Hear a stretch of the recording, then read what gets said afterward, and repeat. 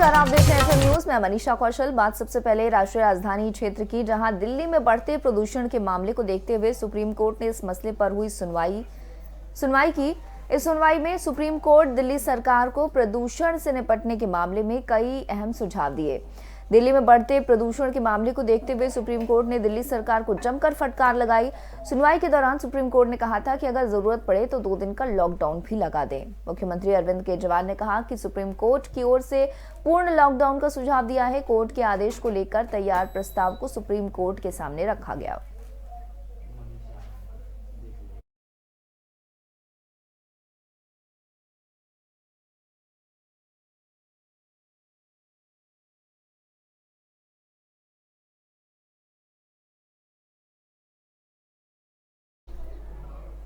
इस खबर पर हमारे साथ दीप्ति सिंह अधिवक्ता जुड़ चुकी हैं। दीप्ति, स्वागत है एफएम न्यूज में आपका। आज लॉकडाउन पर विचार हो सकता है, आपको क्या लगता है कितना जरूरी है लॉकडाउन पर विचार किया जाना, और क्या लगना चाहिए दिल्ली में लॉकडाउन? Thank you Manisha. देखिए, बात तो 2 दिन पहले ही हो गई थी जब सुप्रीम कोर्ट ने ये कहा था कि स्टेट गवर्नमेंट और सेंट्रल गवर्नमेंट आपस में मिलकर एक इमरजेंसी मीटिंग बिठाएं और लॉकडाउन करने की बात सोचे, क्योंकि ये सिर्फ दिल्ली नहीं, एनसीआर, हरियाणा और चंडीगढ़ तक की बातें हो रही थी, पंजाब की बातें हो रही थी कि वहां से भी पराली जलने से प्रॉब्लम होती है। तो लॉकडाउन तो मुझे नहीं लगता ये लॉन्ग टर्म का सोल्यूशन है, बट फिलहाल अगर सुप्रीम कोर्ट ने ऐसा बोला है तो इस पे निश्चित तौर पे सरकार को विचार करने की जरूरत है। और लॉकडाउन अगर लगता है तो ठीक है, ब्रेक तो लगेगा 2 दिन, कम से कम पोल्यूशन का जो लेवल है वो थोड़ा कम होगा और लोग सांस ले पाएंगे। नॉर्मल लोगों की हालात खराब हो रहे हैं, हर दिन देखने को मिल रहा है बीमारियां किस तरीके की बढ़ रही हैं पॉल्यूशन की वजह से। जी। लेकिन दीप्ति, आपको नहीं लगता कि लॉकडाउन जो है वो एक टेम्परेरी सोल्यूशन हो सकता है, लेकिन अगर हम कोई परमानेंट सोल्यूशन की बात करें तो कोई बड़ा अहम फैसला लेना चाहिए कोर्ट को, ताकि गवर्नमेंट उस दिशा में विचार कर सके और ऐसा कुछ करे कि वो जो पॉल्यूशन की समस्या है, जो हर साल अमूमन नवंबर दिसंबर के महीने में दिल्ली एनसीआर में होती है, उससे निजात मिल सके। बिल्कुल बिल्कुल, लेकिन अभी फिलहाल हम लोगों के पास टाइम नहीं है। हम उस जोन में आ गए हैं, उस मंथ में आ गए हैं जब हम लोगों को ये सांस लेने और दम घुटने जैसी समस्याओं से जूझना पड़ रहा है। तो ऐसे में अभी हम लोग बहुत लंबे किसी प्रोजेक्ट में तो नहीं जा सकते। As of now what is possible, that is lockdown. तो उस हिसाब से हम लोगों को जितनी जल्दी हो सके एक इमरजेंसी जो कह सकते हैं बचाव का कार्य, वो करा जा सकता है, एंड दैट इज लॉकडाउन। हाँ, लॉन्ग टर्म पे आप जरूर बहुत सही कह रही हैं कि ये बहुत ही टेम्पररी सोल्यूशन है और लॉन्ग रन पे निश्चित तौर पे हम लोगों को अपने वातावरण पे, वायुमंडल में, एटमॉस्फेयर में ये सारी चीजों का बहुत ध्यान रखना पड़ेगा, या कोई ऐसी मैकेनिज्म हम लोगों को इजाद करना पड़ेगा जो एयर के पॉल्यूशन को कम कर सके, ग्राउंड पॉल्यूशन को कम कर सके। बट अभी सुप्रीम कोर्ट का जो नजरिया है वो ये है कि तत्काल में जितनी जल्दी हो सके आप लोग एयर पॉल्यूशन को कम से कम करने की कोशिश करिए। लेकिन सिर्फ दिल्ली की बात नहीं कही गई है, इसमें एनसीआर के गवर्नमेंट्स को भी लेने की बात कही गई है, जैसे पंजाब और चंडीगढ़, हरियाणा, इन सबको भी शामिल करने की बात कही गई है कि इनको भी बैठक में बुलाइए और आपस में मिलकर इस पे बात करिए और काम करिए। जी जी। दीप्ति, एक और आखिरी सवाल आपसे। लॉकडाउन पहले भी लगा था कोविड की वजह से और अब पोल्यूशन की वजह से, अर्थव्यवस्था को कितने नुकसान पहुंच सकता है अगर फिर से लॉकडाउन लगेगा तो? देखिए, लॉकडाउन जो हम लोगों ने पिछले 1.5-2 सालों में देखा है, उस हिसाब से हमें जीना तो आ गया है और हमने उसी दौरान देखा भी था कि जो एयर पोल्यूशन के लेयर्स हैं वो किस लेवल के हमारे एटमॉस्फेयर में है। और जब छटा था तो लोगों ने पहली बार आसमान के रंग ब्लू देखे थे और सूरज की रोशनी अच्छे से दिखी। तो मुझे ये लगता है कि लॉकडाउन हम लोग वर्चुअल करें अपने काम, जैसे हम लोगों ने कोर्ट्स में, अभी तक हमारे कोर्ट्स चल रहे हैं, 50% से ज्यादा हमारे कोर्ट्स वर्चुअल मोड पे चल रहे हैं और भी बहुत सारे ऑफिसेज हैं, कॉर्पोरेट्स हैं।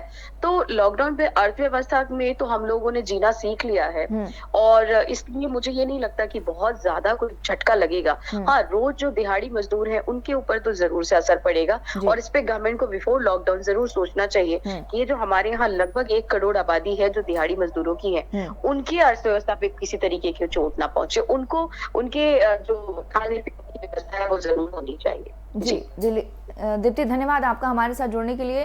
तो ये बहुत सारे फैक्टर्स हैं जिसपे सुप्रीम कोर्ट को ध्यान देना चाहिए, लॉकडाउन कितना हो और इससे सबसे बड़ी बात जो दिहाड़ी मजदूर हैं उनको परेशानी ना हो।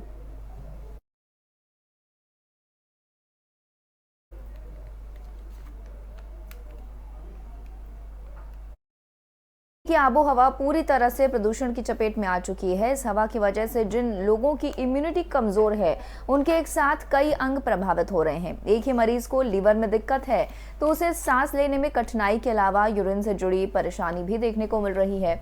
ऐसे मरीज किसी एक या दो नहीं बल्कि राजधानी के अलग अलग अस्पतालों में मिल रहे हैं। वसंत कुंज स्थित ILBS अस्पताल के डॉक्टरों का कहना है कि किडनी और लीवर के मरीजों की इम्यूनिटी पहले से ही काफी कम होती है, लेकिन वायु प्रदूषण की वजह से इन मरीजों की संख्या में 30 से 40% तक बढ़ोतरी हुई है। इसी तरह सफदरजंग अस्पताल के डॉक्टर का कहना है कि जिन लोगों को पहले गंभीर कोरोना संक्रमण हुआ था, उनके फेफड़ों पर अभी भी वायरस का असर है, लेकिन वायु प्रदूषण के बढ़ने के बाद इन लोगों की परेशानी भी बढ़ गई है। कई सारे हॉस्पिटल्स ऐसे हैं जहां OPD में भी काफी मरीजों की संख्या देखने को मिल रही है।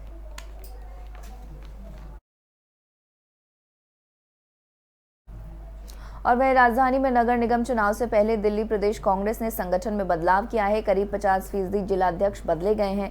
रविवार को 14 में से 7 नए जिलाध्यक्षों के नामों की सूची जारी की गई है।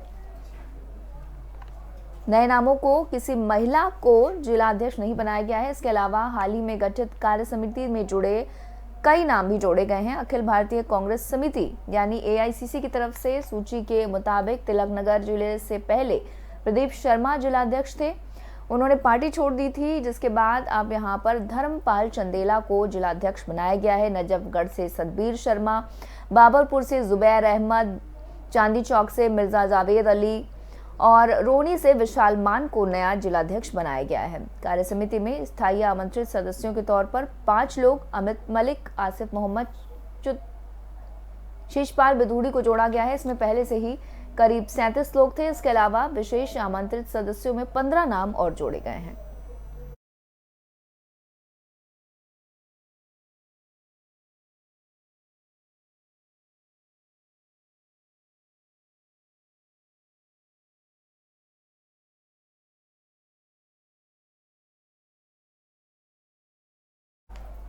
वहीं दिल्ली स्थित जवाहरलाल नेहरू विश्वविद्यालय में छात्र संघों के बीच एक बार फिर बवाल होने की खबर सामने आई है। रविवार को JNU कैंपस में वामपंथी छात्र दलों की बैठक होनी थी। आरोप है कि अखिल भारतीय विद्यार्थी परिषद के कुछ सदस्य पहले ही वहां पहुंच गए और वामपंथियों से उनकी बहस हो गई। बहस इतनी बढ़ गई कि दोनों पक्षों के बीच मामला मारपीट तक पहुंच गया। रात में ही पुलिस को जानकारी दी गई, लेकिन पुलिस सोमवार सुबह मौके पर पहुंची। हालांकि पुलिस का कहना है कि मारपीट जरूर हुई, लेकिन मामला बहुत बड़ा नहीं है। घटना को लेकर अखिल भारतीय विद्यार्थी परिषद ने कहा कि ABVP के कई कार्यकर्ताओं पर वामपंथी गुटों ने हमला किया था। कुछ कार्यकर्ताओं को एम्स में भर्ती कराना पड़ा। उनका कहना है कि स्टूडेंट एक्टिविटी रूम में ABVP कार्यकर्ताओं की बैठक चल रही थी और इसी दौरान AISA, FI और अन्य वामपंथी दलों के करीब 100 हमलावरों ने वहां पहुंचकर घटना को अंजाम दिया।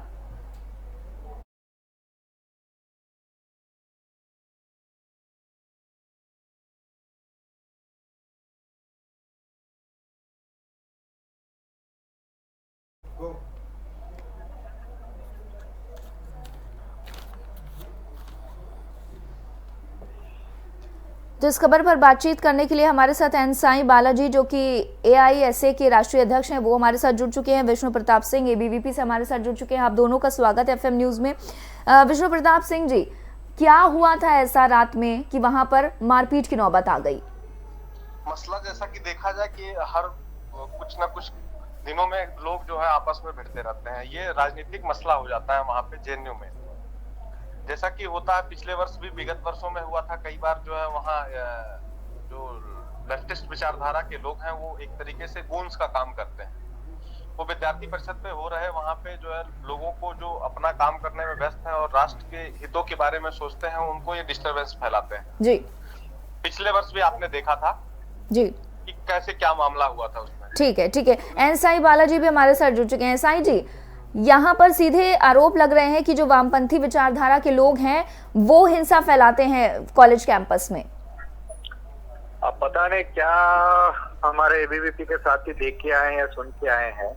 जो JNU का यूनियन ऑफिस है, मामला बहुत सिंपल है। यूनियन ऑफिस को इस्तेमाल करने के लिए छात्रों को यूनियन ऑफिस वेयरर्स को बोल के वहाँ पे इन्फॉर्म करके उनको यूज करना होता है, क्योंकि तमाम लोग JNU में उसको यूज करते हैं ताकि कोऑर्डिनेशन रहे।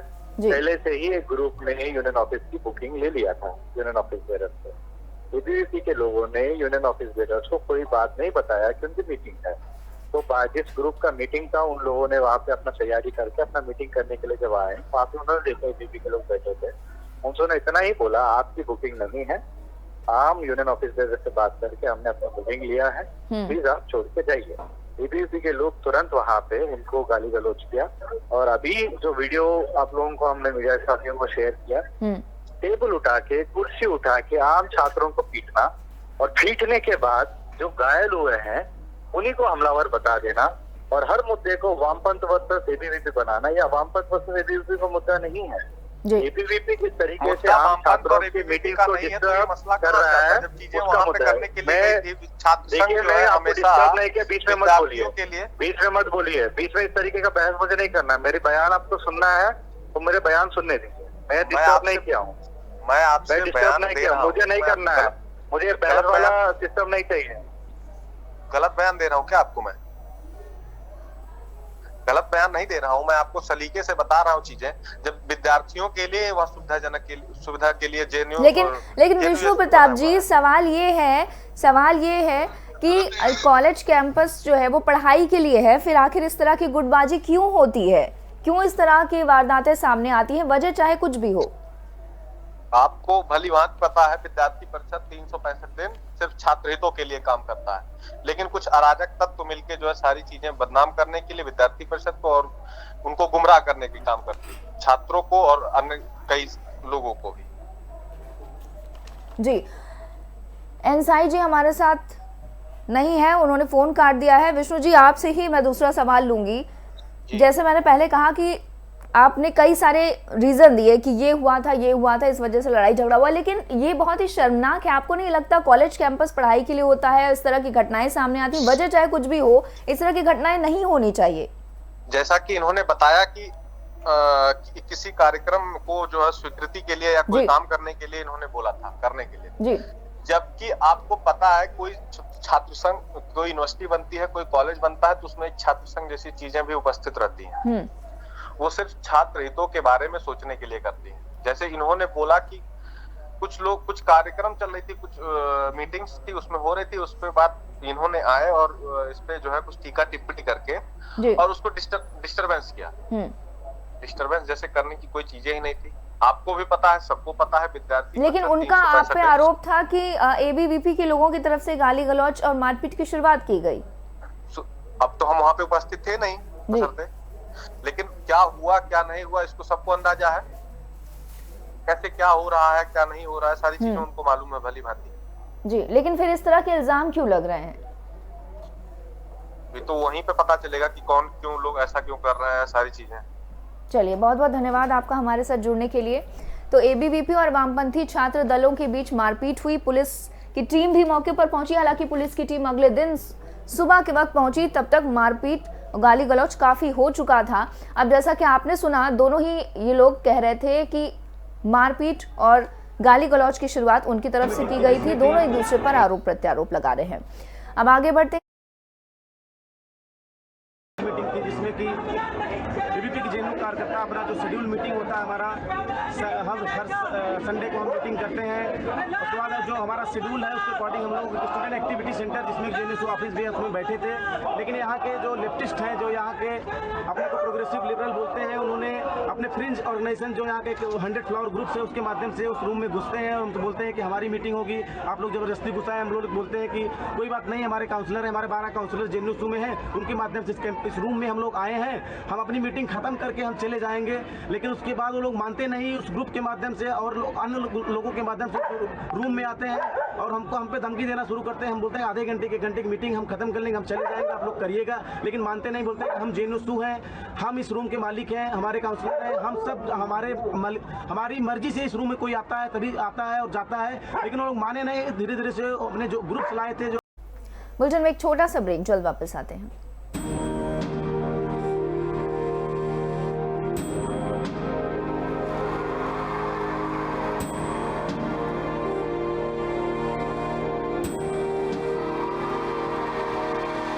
अब बच्चा बच्चा देशभक्ति पढ़ेगा, अब बच्चा बच्चा देशभक्त बनेगा। दिल्ली के स्कूलों में हमने देशभक्ति पाठ्यक्रम पढ़ाना शुरू किया है। जब हर बच्चा भारत माँ का वीर सपूत बनेगा, तभी बनेगा भगत सिंह के सपनों का भारत, तभी बनेगा बाबा साहब के सपनों का भारत।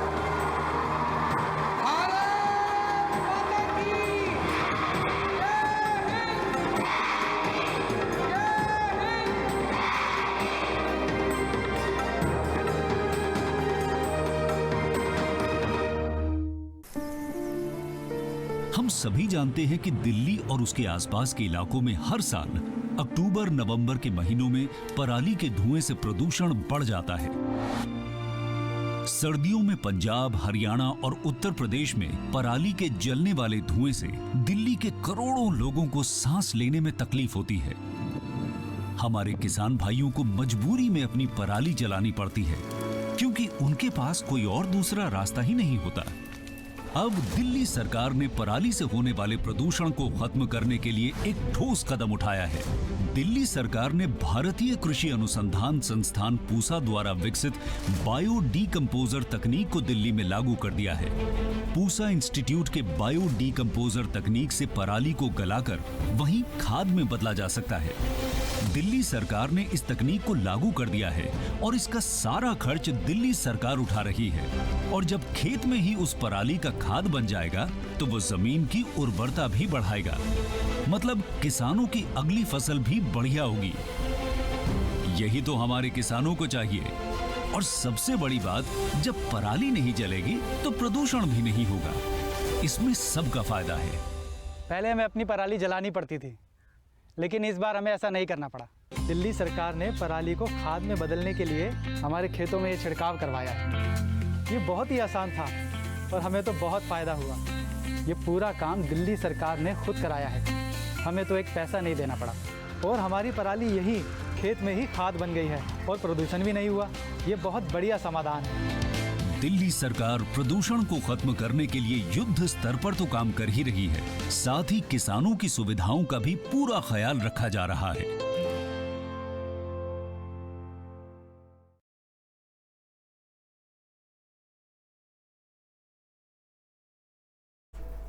ब्रेक के बाद एक बार फिर से आपका स्वागत है। अब बात कोरोना की। भारत में अभी कोरोना का कहर पूरी तरह से थमा नहीं है। हर दिन करीब 10,000 कोरोना के मामले दर्ज किए जा रहे हैं। स्वास्थ्य मंत्रालय ने सोमवार को ताजा आंकड़ा जारी किया। 24 घंटों में कोरोना वायरस के 10,229 मामले सामने आए और 125 मौतें हुई, जिसमें केरल में ही कल आए कोरोना वायरस के 5,800 मामले और 46 मौतें शामिल हैं। कोरोना महामारी की शुरुआत से लेकर अब तक कुल 3,44,00,000 लोग संक्रमित हुए हैं। इसमें 4,63,655 लोगों की मौत हो चुकी है। लेकिन अच्छी खबर यह है कि अब तक 3,38,00,000 लोग ठीक भी हुए हैं। देश में कोरोना के एक्टिव केस की संख्या करीब 1.25 लाख है, यानी कुल 1,34,000 लोग अभी भी कोरोना वायरस से संक्रमित हैं, जिनका इलाज चल रहा है। देश में कोरोना से मृत्यु दर करीब 1.35% है, जबकि रिकवरी रेट 98.26% है। एक्टिव केस 0.39% है। कोरोना एक्टिव केस के मामले में दुनिया में भारत अब 18वें स्थान पर है। अमेरिका, ब्राजील के बाद सबसे ज्यादा मौत भारत में दर्ज हुई है।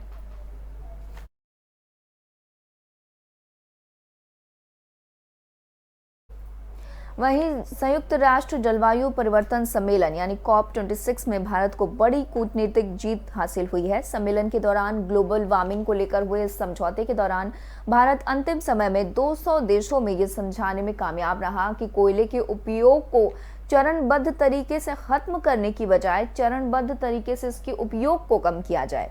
भारत ने समझौते के अंतिम समय में कोयले को फेज आउट की बजाय फेज डाउन में शामिल करवाया। इसके बाद भारत ने भी COP26 के उस प्रस्ताव का समर्थन किया जिसे 200 देशों की ओर से पारित किया गया था। ग्लोबल वार्मिंग का 1.5 डिग्री सेल्सियस तक कम करने के लक्ष्य को इस समझौते में रखा गया। इसमें भारत और चीन अंतिम समय में कोयले और जीवाश्म ईंधन को चरणबद्ध तरीके से खत्म करने की बजाय उसके उपयोग को कम करने की बात दुनिया के कई देशों को समझा पाए। ग्लासगो जलवायु समझौते के तहत सभी देश 2030 तक अपने मौजूदा उत्सर्जन लक्ष्यों पर फिर से विचार करने को सहमत हुए।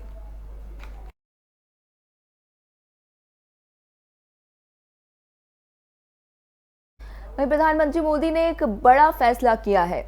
उन्होंने अपने केंद्रीय मंत्रिपरिषद के साथ 5 चिंतन शिविरों का समापन किया है। सत्र 4 घंटे से अधिक समय तक चला, जिसके दौरान मंत्रियों ने प्रस्तुतियां दी और प्रधानमंत्री ने कई मुद्दों पर विचार विमर्श किया। सूत्रों ने बताया कि 77 मंत्रियों को 8 समूहों में बांटा गया, जिसमें से हर एक के लिए एक कुछ समन्वयक चुना गया। बैठक को चिंतन शिविर कहा गया, जो कार्य दक्षता और शासन प्रशासन में समग्र सुधार के लिए चिंतन सत्र था।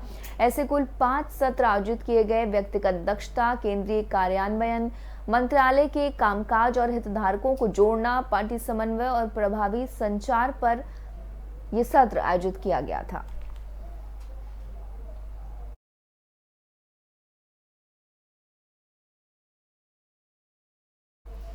और वह दिल्ली में एक बार फिर से डीटीसी की क्लस्टर बस का आतंक देखने को मिला है। दिल्ली के आरके आश्रम मेट्रो स्टेशन की रेड लाइट पर डीटीसी की क्लस्टर बस चालक की एक बड़ी लापरवाही सामने आई है।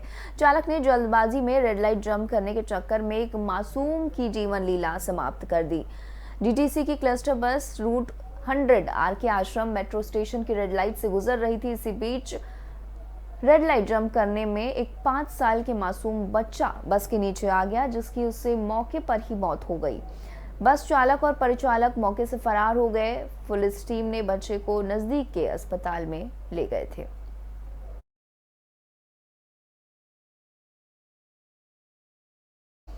और वहीं तुगलकाबाद में बदमाशों के हौसले बुलंद हो रहे हैं। बेखौफ बदमाश कहीं पर भी आपराधिक वारदात को अंजाम देते हैं। दक्षिण पूर्वी जिले गोविंदपुरी के तुगलकाबाद में एक एटीएम पर चोरों ने धावा बोल दिया। इस तस्वीर में आप देख सकते हैं कि यूनियन बैंक के उस एटीएम में जिसमें बदमाशों ने धावा बोला था, ये उसी की तस्वीरें हैं। डीसीपी का कहना है कि चोरी का प्रयास हुआ है, लेकिन चोरी नहीं हुई। वहीं पुलिस को सूचना देने वाले ने बताया कि सुबह वो दूध लेने के लिए जा रहा था। उसी दौरान एटीएम का गेट खुला हुआ था और अंदर का गेट टूटा हुआ था, जिसके बाद पुलिस को खबर दी गई। सुबह में रूटीन है डेली का कि सुबह उठ के 5 बजे 6 बजे के बीच में मैं दूध लेने जाता हूँ। दूध लेने जाता तो देखा था एटीएम का खुला हुआ है, अंदर का जो गेट है वो टूटा हुआ है और एटीएम जला हुआ था। किसी चीज़ से जला दिया हुआ, तो मैंने तुरंत पुलिस को फ़ोन कर दिया। अब बाकी अब पुलिस आई है, उन्होंने जो जांच करी है, क्योंकि हम तो अंदर गए नहीं थे। तो बाकी पुलिस ही बताएगी आपको, जो भी बताना उसमें चोरी हुई है कि नहीं हुई है। फिलहाल तो ये कि मैंने 5:30-6 बजे के बीच में पुलिस को फ़ोन कर दिया था, गेट टूटा हुआ देखने के बाद। इस बुलेटिन में फिलहाल इतना ही। आप बने रहिए FM न्यूज़ के साथ।